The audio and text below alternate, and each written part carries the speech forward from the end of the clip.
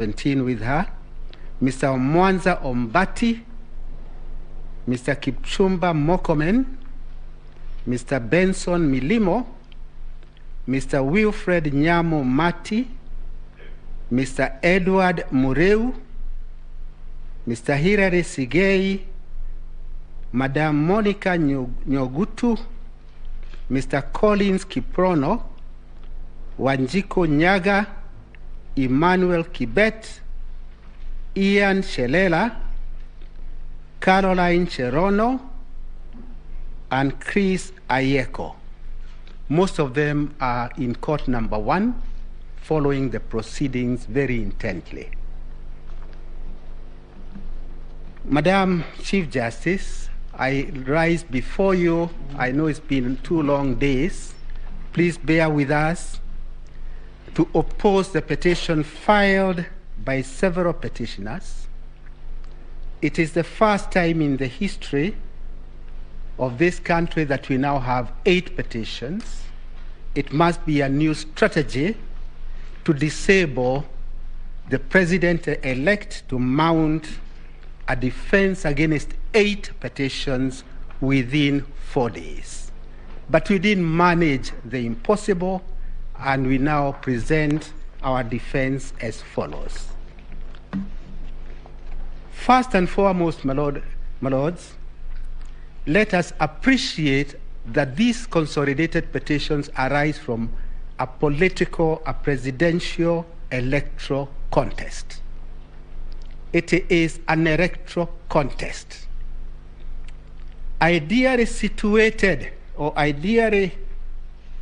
it should ideally be resolved by electorate, the Kenyan voters, not by a court of law. But because it is also part of the constitutional structure of this country, this honorable court is granted original jurisdiction by the Constitution to resolve this contest. But in resolving this contest, it is necessary to bear in mind that all you have are affidavits filed by the contestants. The difficulty with affidavits is that one can structure fiction and peddle it as a pleading, as I'll be demonstrating. I will start with Article 38 of the Constitution, because to me that is the beginning of an understanding of this contest. Article 38 is the one that empowers a Kenyan to vote by secret ballot. And that simple sentence can be broken into 3 or into 2 parts. Voting by secret ballot, meaning it confers on the individual power to exercise a freedom of choice, unhindered by anything.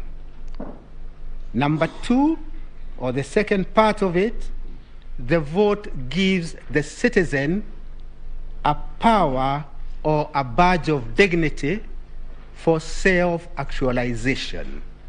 Self-actualization in the sense that a voter is entitled to vote for a candidate of their choice.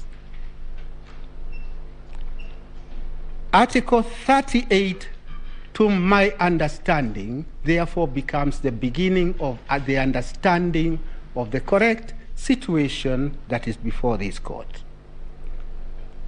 It is common ground, and this is important, my lords, that on 9th August, voting took place everywhere in this republic.